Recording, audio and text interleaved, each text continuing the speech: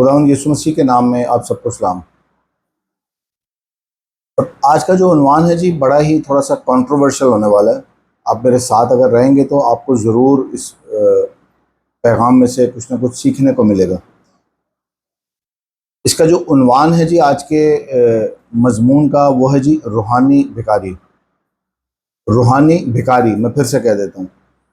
अब ये मजमून का नाम मैंने क्यों रखा है, आप जब मेरे साथ इस वीडियो में बने रहेंगे तो आप जान जाएंगे कि मैं कहना क्या चाह रहा हूँ। असल में क्या हम वाकई रूहानी तौर पर मजबूत हो रहे हैं या सिर्फ मांगने का एक निज़ाम बनाए बैठे हैं।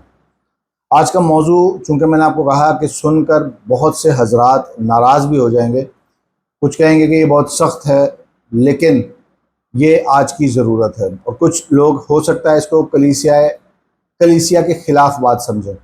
हो सकता है मुझ पर लोग इल्ज़ाम लगाएं कि मैं कलीसिया के ख़िलाफ़ हूँ। ऐसा कुछ भी नहीं है। सवाल ये उठता है कि अगर घर के अंदर बीमारी हो और उस पर बात ना की जाए तो क्या ये गलत होगा या ठीक होगा। बीमारी को छिपाना गलत है या उसको डायग्नोज करके उस पर बात करके उसकी तशख़ीस करके उसका इलाज करना बेहतर होगा। अगर एक डॉक्टर इसलिए बीमारी ना बताए कि कहीं मरीज़ नाराज़ हो जाए तो क्या वो सच्चा डॉक्टर होगा। बिल्कुल इसी तरह अगर चर्च के अंदर कुछ सवालात पैदा हो चुके हैं, कुछ ऐसे काम मामूल बन गए हैं जिन पर सवाल होना चाहिए, तो क्या इन पर हम खामोश रहें। क्या खामोश रहना अक्लमंदी है। आज का जो मौजू है रूहानी भिखारी, स्टार्ट में ही मैंने आपके सामने कुछ सवालात रखे हैं क्योंकि सवाल जवाब से ज़्यादा ख़तरनाक होते हैं और बहुत ही अहम होते हैं अगर टू दी पॉइंट किए जाएं। बात सवाल इंसान के अंदर कहीं बैठ जाते हैं और अगर ईमानदारी से वो सवाल सुन लिए जाएं तो इंसान को अंदर से जी हिला देते हैं। तो आज अपना दिल खोलकर कुछ सवालात पर मेरे साथ गौर व फिक्र फरमाइए और गुस्सा ना कीजिएगा, जल्दी जवाब ना दीजिएगा, सोचिएगा, समझिएगा और इन तमाम गैर रिवायती बातों पर तहकीक कीजिएगा। रिवायती सोच को थोड़ी देर के लिए दिमाग से हटा दीजिएगा, फ़ौरन दिमाग का इस्तेमाल मत कीजिएगा। अगर एक भी सवाल आपके दिल में उतर जाए तो शायद यही आज मेरा पैगाम था और शायद यही कामयाबी होगी मेरी कि आपके दिल में कोई एक सवाल भी समझ आ गया आपको। पहला सवाल जी, अगर एक गली में 10-15 चर्च मौजूद हैं तो फिर भी लोग रूहानी तौर पर इतने कमज़ोर क्यों हैं। दूसरा सवाल, अगर इतने पादरी हैं तो फिर इतने टूटे हुए घर क्यों हैं। अगर हर मोहल्ले में इबादत होती है तो माशरे में ईमानदारी, पाकीज़गी, सच्चाई, रहम, इंसाफ क्यों कम होता जा रहा है। इसके लिए आप हवाला नोट कर लें, मत्ती की इंजील 23 बाब उसकी 23 आयत। सेम सिनेरियो आज भी आपको नजर आएगा। ज़्यादा भारी बातों पर यानी इंसाफ, रहम और ईमान को छोड़ दिया गया है। उसके बाद जी एक और सवाल है, अगर रिवाइवल आ चुका है, अगर बेदारी आ चुकी है तो तब्दीली कहाँ है। उसके बाद एक और सवाल है जी, अगर कलीसिया मजबूत है तो लोग मसलों में क्यों अपना ईमान खो देते हैं। जब लोगों पर मसाइल आते हैं तो ये ईमान क्यों खो देते हैं। अगर हम वाकई रूहानी लोग हैं तो हमारी ज़िंदगियां दूसरों से मुख्तलिफ नज़र क्यों नहीं आती। और एक नहायत ही ख़तरनाक सवाल है, क्या हम शागिर्द बना रहे हैं या सिर्फ़ और सिर्फ अपनी कलीसियाओं की हाज़िरी बढ़ा रहे हैं। क्या लोगों को वाकई खुदा के करीब लाया जा रहा है या सिर्फ चर्च में हदिये ही इकट्ठे किए जाते हैं। क्या लोग खुदा के कलाम में मजबूत हो रहे हैं। क्या लोग सच में बदल रहे हैं या इतवार के दिन चर्च जाकर अच्छा महसूस करते हैं, अच्छी फीलिंग आती है और वापस आ जाते हैं। अब एक और सवाल है जी जिस पर बहुत सारे लोग शायद नाराज़ भी हो जाएं क्योंकि बाज़ जगहों पर नजराने, चंदे, हदिये, दैयकी और पैसों की बातें बहुत ज़्यादा होती हैं, मगर पाक ज़िंदगी, तौबा, सच्चाई, इंसाफ, रहम, आजिज़ी, खुदा खौफी की बातें उतनी ही कम होती हैं। क्यों बाज़ लोग चर्च जाते हैं तो पहले लिफाफा देखते हैं। क्यों बाज़ जगहों पर हर हफ्ते कोई ना कोई ख़ास चंदा होता है, मसलन आज का ख़ास नजराना, अगले हफ्ते ख़ास कुर्बानी या आज की ख़ास कुर्बानी, फिर मेहमान खादम के लिए, फिर नई इमारत के लिए, फिर नए प्रोग्राम के लिए, नई कॉन्फ्रेंस के लिए, پھر جو کچھ خدا نے آج آپ کے دل میں ڈالا ہے اس کے نام پر، پھر جو آج دے گا وہ خاص برکت پائے گا کے نام پر۔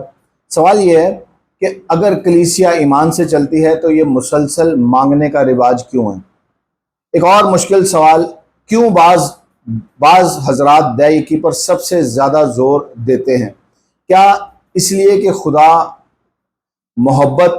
سے محبت کریں؟ کیا اس لیے دیا یکی پر زور دیا جاتا ہے کہ ہم خدا سے محبت کریں؟ کیونکہ اکثر حوالہ دیا جاتا ہے ہم خدا کو ٹھگتے ہیں ملاکی کی کتاب میں سے۔ اس پر بھی میں ایک مفصل ویڈیو بنا چکا اپنے ٹک ٹاک کے اوپر اور اپنے یوٹیوب کے اوپر، آپ ضرور میرے چینل کو فالو کیجئے اور اس میں سے اس ویڈیو کو نکال کر ضرور سنیے۔ کیوں لوگوں کو اس طرح ڈرایا جاتا ہے کہ اگر انہوں نے پیسہ نہ دیا تو خدا ان سے ناراض ہو جائے گا؟ یہ سوال ہیں، بہت سخت سوال ہیں، سوچنے والے سوالات ہیں، ان پر ضرور غور و فکر کیجیے گا اور پھر ضرور کمنٹس میں مجھے بتائیے گا کہ خدا واقعی اتنا سخت حساب لینے والا ہے، یا پھر ہم نے خود خدا کو چندوں کے اعلانوں میں بدل کے رکھا ہوا ہے۔ جیسے ہم ہیں ویسے ہی ہمارا خدا ہے، اگر ہم مانگنے والے ہیں تو ہمارا خدا بھی مانگنے والا ہی ہے۔ اب ذرا سوچیں، اگر کوئی شخص چرچ آئے اور پہلے ہی بہت سے قرضوں میں ڈوبا ہوا ہو، گھر کے خرچ پورے نہ ہوتے ہوں، بچیوں کی فیسیں ادا نہ کی جا رہی ہوں، کرایہ سر پہ ہو، بجلی کا بل بھی مشکلوں سے بھرتا ہو، اور پھر اسے ہر اتوار کو یہ احساس دلایا جائے کہ اگر تم نے نہیں دیا تو خدا ناراض ہو جائے گا، تو کیا یہ ایمان ہے یا دباؤ؟ یہ عبادت ہے یا بوجھ؟ کیوں بعض میٹنگز اور خصوصی طور پر پاسٹر کانفرنس میٹنگز میں لفافے بانٹے جاتے ہیں، عام ہدیے الگ اٹھائے جاتے ہیں، خاص ہدیے الگ لیے جاتے ہیں، مہمان خادم کے لیے ہدیے الگ سے ہوتے ہیں، وزٹس کے الگ ہوتے ہیں؟ آخر یہ سب کیا تماشا ہے؟ اگر محبت سے دیا جا رہا ہے تو ٹھیک ہے، لیکن اگر ایسا ماحول بنایا جا رہا ہے کہ نہ دینے والا شرمندگی محسوس کرے تو پھر سوال بنتا ہے، کیا یہ مانگنا نہیں، صرف سٹائل بدلا ہوا ہے؟ تھوڑی دیر کے لیے غور کریں، الفاظ خوبصورت بنائے جا رہے ہیں۔ ایک بھکاری جو سڑک پر بیٹھ کر اس کے کنارے پر بیٹھ کر صدا لگاتا ہے خدا کے نام پر کچھ دے دو، اور ایک وہ جو اچھے کپڑے پہن کر مائک پکڑ کر مذہبی لفظوں کا استعمال کر کے مانگتا ہے۔ فرق صرف لباس کا ہے، جگہ کا ہے، انداز کا ہے، نیت کا ہے اور سوچ کا ہے۔ کیا ہم نے خدمت کو خدمت سے زیادہ ذریعہ آمدن بنا دیے؟ اس کے بعد جی ہم جیسا کہ ابھی میں نے آپ سے یہ سارے سوالات کیے، اب ہم کچھ سوالات اور اٹھائیں گے اور یہ جو نظام ہمارا ہم نے خود قائم کیا ہوا ہے اس پر کچھ اور سوالات ہم غور کریں گے۔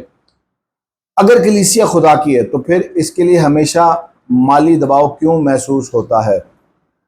کیوں ہر وقت یہی سننے کو ملتا ہے، ضرورت ہے، ضرورت ہے، ضرورت ہے؟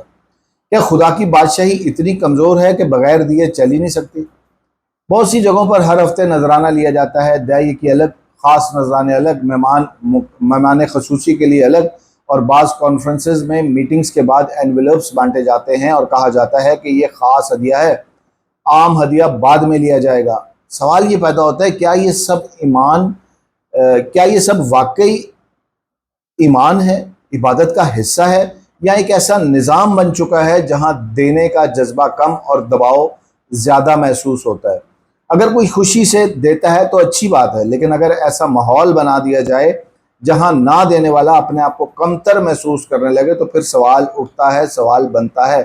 ایک اور بہت اہم بات، آج کل جسے دیکھو وہ healing festivals, healing crusades, pastor prayer coordination meetings وغیرہ وغیرہ کے لیے باہر سے گورے منگواتے ہیں۔ مجھے اس سے اعتراض نہیں ہے، منگوائیں، اچھی بات ہے، منگوانا چاہیے۔ کیا یہاں کلام جاننے والے نہیں ہیں؟ میرا سوال یہ ہے، کیا یہاں ایسے خادم موجود نہیں ہیں جو ہیلنگ فیسٹیولز، ہیلنگ کروسیڈز اور پاسٹر پریئر کوارڈینیشن میٹنگز کو لیڈ کر سکیں؟ کیا یہاں شفا دینے والے نہیں ہیں؟ کیا یہاں خادموں کا فقدان ہے؟ میں یہاں کسی بھی گورے کے، میں نے پھر کہا، میں کسی بھی انگریز کے، کسی بھی گورے کے خلاف نہیں ہوں، بس اپنوں پر سوال اٹھا رہا ہوں۔ بیرونی امداد اچھی ہے، کئی جگہوں پر اس سے اچھے اچھے کام بھی ہوتے ہیں، تعلیمی ادارے چلتے ہیں، ضرورت مندوں کی مدد ہوتی ہے، ہاسپٹلز چلتے ہیں۔ مسئلہ یہ ہے کہ کیا ہم خود بھی کھڑے ہونے کی کوشش کر رہے ہیں یا ہمیشہ کسی اور پر انحصار کرتے رہیں گے، دوسروں پر انحصار کرتے رہیں گے؟ ہر گلی ہر محلہ میں کئی چرچ قائم ہیں۔ اب یہاں ایک اور سوال اٹھتا ہے، کیا یہ سب روحانی ضرورت تھی یا اختلاف انا اور تقسیم کا نتیجہ ہے؟ پھر سے سنیے گا، کیا یہ سب روحانی ضرورت ہے؟ ہر گلی میں چرچ ہے، ہر گلی میں ہر محلے میں چرچ قائم ہے، تو کیا یہ سب روحانی ضرورت ہے یا اختلاف انا اور تقسیم کا نتیجہ ہے؟ اگر ہر اختلاف کے بعد ایک نیا چرچ بن جاتا ہے تو اتحاد کہاں ہے؟ چرچ تو بڑھ رہے ہیں مگر کیا لوگوں کی زندگیاں بدل رہی ہیں؟ اگر نہیں تو پھر ہم بڑھا کس کو رہے ہیں؟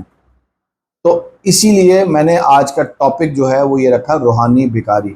روحانی بھکاری دراصل وہ نہیں ہے جو مانگتا ہے، روحانی بھکاری ایک ذہنیت ہے جی، ایک سوچ ہے، ایسی ذہنیت جو ہر چیز کے لیے دوسروں پر انحصار کرے، دعا کوئی اور کرے، سوچ کوئی اور دے، رہنمائی کوئی اور کرے، فیصلہ کوئی اور کرے، اور میرا یعنی ہمارا خود خدا کے ساتھ کبھی مضبوط تعلق نہ بنے بلکہ دوسرے ہمارے تعلقات بنواتے رہیں، کلام کوئی اور سنائے، خود ہم نے کبھی بائبل مقدس نہیں پڑھنی۔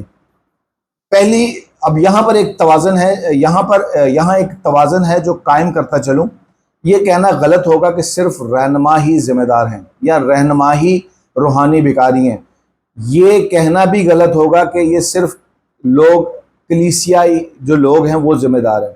اصل حقیقت ہے کیا؟ اصل حقیقت جی یہ ہے، ایک طرف مانگنے کا دباؤ ہو اور دوسری طرف دینے کی عادت، بغیر سوچے سمجھے تو ایک پورے کا پورا نظام بن جاتا ہے۔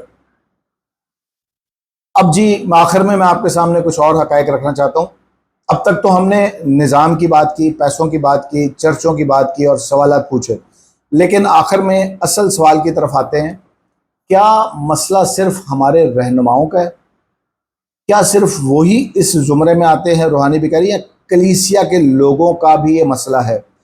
کیونکہ یہ بھی ایک حقیقت ہے، روحانی بھکاری وہ نہیں جو صرف ممبر پر کھڑا ہو کر مانگتا ہے۔ سوری ٹو سے سخت الفاظ ہے لیکن میں مجبور ہوں، کیونکہ مجھے خدا کا روح اس بات پر ہدایت کرتا ہے کہ میں آج کے اپنے لوگوں سے یہ سوال کروں۔ برا مت منائیے گا، سوچیے گا ضرور، اور اگر میرے خلاف بھی کوئی بات آپ نے لکھنی ہے تو دلیل کے ساتھ لکھیے گا۔ روحانی بھکاری وہ نہیں جو صرف ممبر پر کھڑا ہو کر مانگتا ہے، بلکہ وہ بھی ہے جو ہر وقت بیٹھا یہی چاہتا ہے کہ مجھے کوئی آسان رستہ مل جائے، مجھے بغیر محنت کے برکت مل جائے، پادری صاحب آئیں اور وہ مجھے برکت دیں، پادری صاحب آئیں وہ مجھے کلام دیں، مجھے بغیر تبدیلی کے معجزہ مل جائے، مجھے بغیر توبہ کے کامیابی مل جائے۔ تو روحانی بھکاری دونوں طرف ہیں۔ اب ذرا غور کریں، کیا آج بہت سے لوگ خدا کے ساتھ ذاتی تعلق بنانے کی بجائے صرف دعا ڈھونڈ رہے ہیں؟ کیا لوگ بائبل سمجھنے کی بجائے صرف جذباتی تجربہ چاہتے ہیں؟ کیونکہ ہیلنگ کروسیڈز، ہیلنگ فیسٹیولز میں اور نظر تو یہی آتا ہے کہ لوگ صرف جذباتی طور پر تجربے حاصل کرنا چاہتے ہیں لیکن بائبل کو سمجھنے کی طرف نہیں آتے۔ کیا ہم نے آج ایمان کو ایک آسان سہولت بنا دیا ہے؟ اگر کوئی صرف دوسروں کے ایمان پر زندہ رہے، کسی دوسرے خاص آدمی پر انحصار کرے یا کسی پاسٹر پر انحصار کرے، خود خدا کے ساتھ تعلق بنانے کی بجائے درمیان میں کسی اور کو رکھ لے، تو پھر وہ خود روحانی طور پر مضبوط کیسے ہوگا؟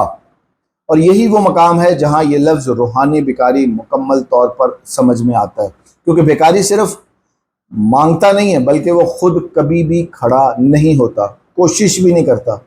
ہمیں یہ بتایا جاتا ہے ملاکی 3 باب اس کی 10ویں آیت میں تم پر آسمان کے دریچوں کو کھول کر برکت برساتا ہوں کہ نہیں، یہاں تک کہ تمہارے پاس اس کے لیے رکھنے کو جگہ نہ رہے۔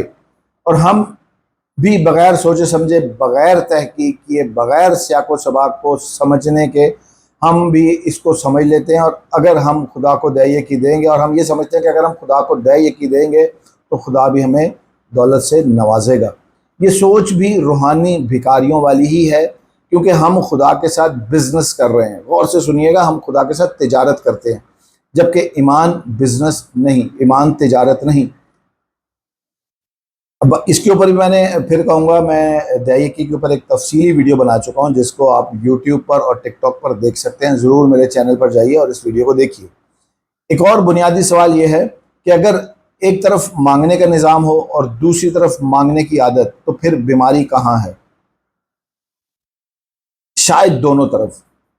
مجھے تو یوں ہی لگتا ہے کہ شاید دونوں طرف، کیونکہ اگر دینے والا بغیر سوچے دے رہا ہے اور لینے والا بغیر توازن کے لیے جا رہا ہے تو یہی ایک پورے کا پورا نظام بن جاتا ہے۔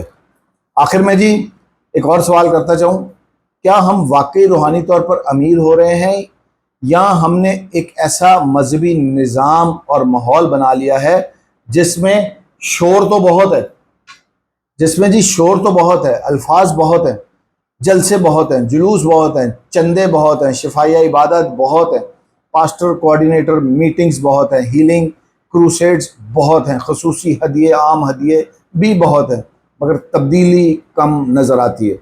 اور یہی وہ خطرناک موڑ ہے جہاں ہمیں سمجھ ہی نہیں آ رہی کہ آخرکار ہم جا کہاں رہے ہیں۔ کیا ہم خدا کی زندہ کلیسیا بنا رہے ہیں، یا پھر روحانی بھکاریوں کا ایک ایسا نظام بنا رہے ہیں جس میں ہر کوئی کسی نہ کسی سے صرف مانگ ہی رہا ہے؟ اور اگر ان تمام سوالات میں سے کوئی ایک سوال بھی آپ کے دل میں اتر جائے تو شاید یہی اس پورے کے پورے پیغام کا مقصد ہوگا، اور شاید میں سمجھوں گا کہ میری محنت رنگ لے آئی۔ Thank you very much, God bless you.